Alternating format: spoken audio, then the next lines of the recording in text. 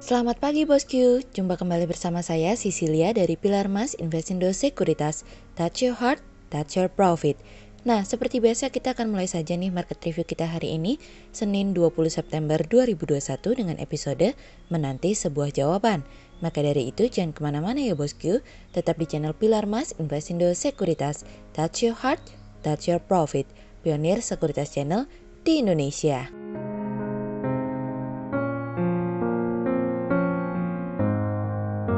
Seperti biasa kita akan mulai dari Global Economic Calendar. Ada berita dari US Total Net TIC Flows yang naik dari sebelumnya 32 billion dolar menjadi 126 billion dolar. Kemudian ada dari US Net Long Term TIC Flows yang turun dari sebelumnya 110,9 billion dolar menjadi 2 billion dolar. Kemudian ada dari US University of Mid Sentiment yang naik dari sebelumnya 70,3 menjadi 71. Kemudian kita beralih ke corporate news. Ada berita dari PT Jasa Marga Persero Tbk atau JSMR yang sebagai market leader jalan tol di Indonesia berkomitmen untuk terus mewujudkan jalan tol berkelanjutan di tanah air dari iqplus.info. Kemudian ada dari PT Geraha Layar Prima Tbk atau BLTZ yang telah melakukan pembukaan kembali kegiatan operasional 35 bioskop CGV yang berada di beberapa kota dan daerah di Indonesia pada tanggal 16 September 2021 dari iqplus.info. Kemudian ada dari PT Bank Negara Indonesia Tbk atau BBNI yang raup pendapatan hingga 125 miliar rupiah dari bisnis remittance dari kontan.co.id. Kemudian pada perdagangan hari Jumat tanggal 17 September 2021, IHSG ditutup menguat 23 poin atau plus 0,38% menjadi 6.133. Sektor teknologi, transportasi, infrastruktur, konsumer siklikal, kesehatan, keuangan, industri dasar, konsumer non-siklikal bergerak positif dan mendominasi kenaikan IHSG kali ini. Investor asing membukukan pembelian bersih sebesar 545 miliar rupiah. Kemudian kita akan masuk ke market review kita hari ini. Cerita hari ini akan kita awali dari sebuah jawaban. Pekan ini akan menjadi pekan pertemuan Bank Sentral baik Bank Sentral Indonesia, The Fed dan tentu saja Bank Sentral Jepang. The Fed sendiri diperkirakan akan memberikan informasi yang lebih pasti kepada pelaku pasar dan investor terhadap program taper tantrum, sebuah program di mana pengurangan pembelian obligasi akan dilakukan. Pengumuman resmi mungkin akan disampaikan pada bulan ini atau November mendatang.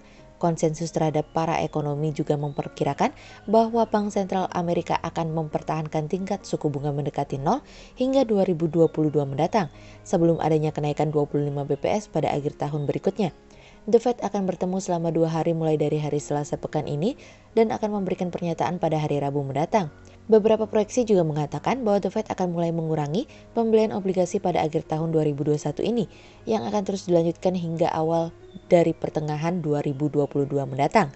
Kenaikan tingkat suku bunga diperkirakan akan terjadi 2023 mendatang, yang dimana secara survei kenaikan tingkat suku bunga akan terjadi pada tahun 2023 atau 2024 mendatang, di mana ada kemungkinan 3 kali kenaikan akan terjadi pada tahun 2024. Proyeksi kenaikan tingkat suku bunga diperkirakan akan berada di kisaran 1,5% pada akhir tahun 2024.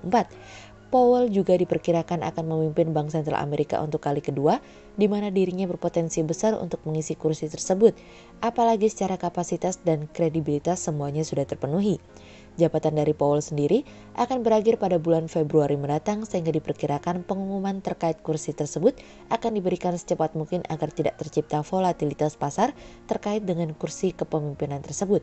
Sebagai informasi, pertemuan kali ini diperkirakan tidak akan mengubah tingkat suku bunga dan tetap akan melanjutkan pembelian obligasi di pasar senilai 120 miliar dolar, yang dimana 80 miliar dolar dalam bentuk US Treasury dan 40 miliar dolar dalam bentuk hipotek.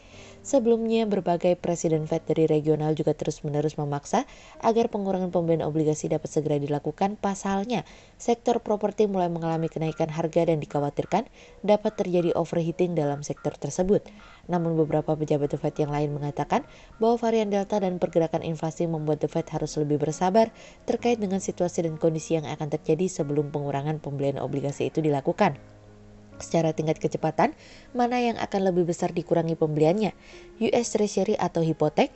Jawabannya keduanya akan dikurangi dengan kecepatan dan nilai yang sama.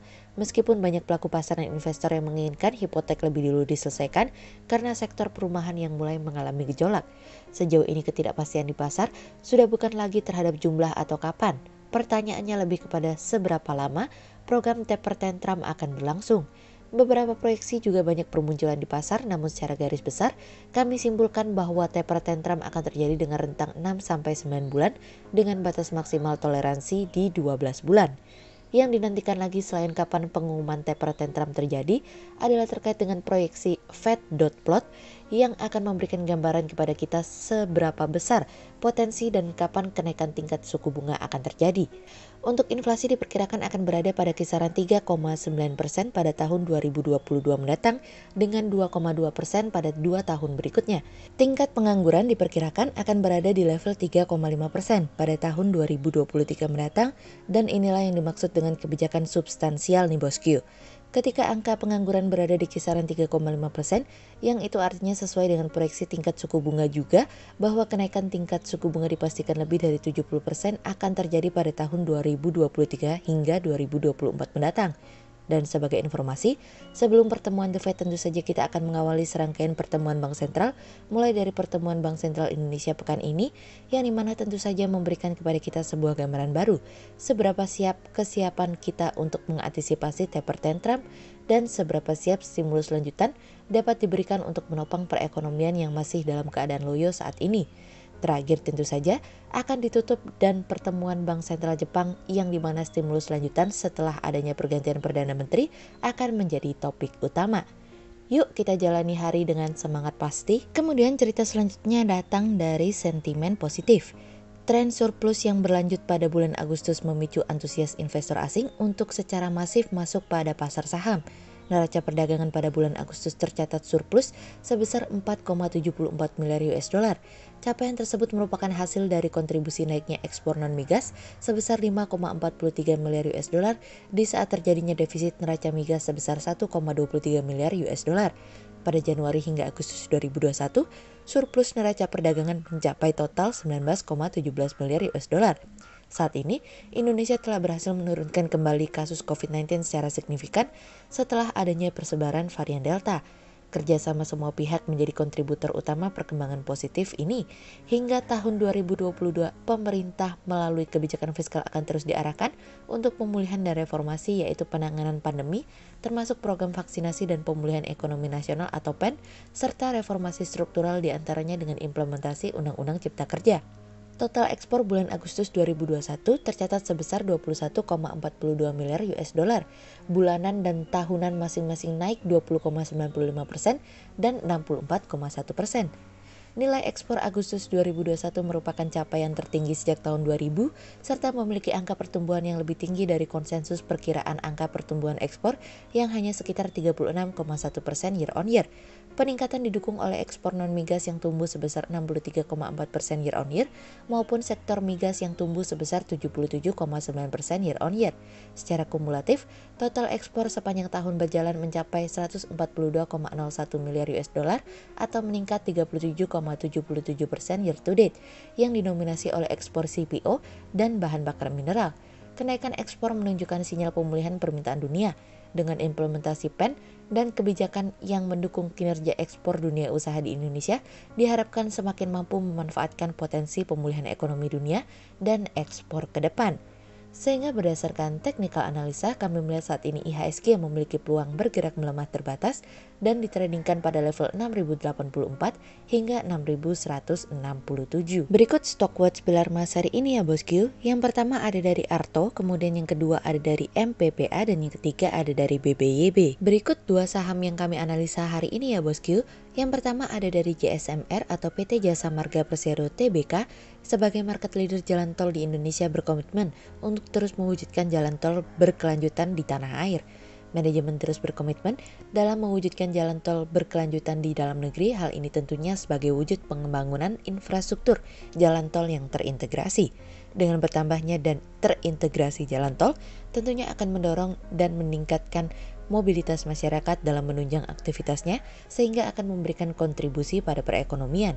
Sehingga berdasarkan technical analisa dalam tren pada jangka waktu short term berpotensi untuk bullish dengan target 4.100 dan tingkat probabilitas sebesar 60%. Sementara dalam jangka waktu long term berpotensi untuk bullish dengan target 4.450 dan tingkat probabilitas sebesar 74%. Kemudian yang kedua ada dari ASA atau PT Adi Sarana Armada Tbk yang menargetkan pertumbuhan pendapatan maupun laba bersih untuk tahun buku 2021 di atas 30% year on year. Manajemen perusahaan tampaknya optimis akan pertumbuhan kinerja perusahaan di tahun ini. Hal ini seiring dengan adanya peningkatan mobilitas pada lini bisnis rental dan kendaraan roda 4 di mana bisnis perseroan mencakup transportasi, logistik, dan used car dan juga pada segmen bisnis kurir antar aja.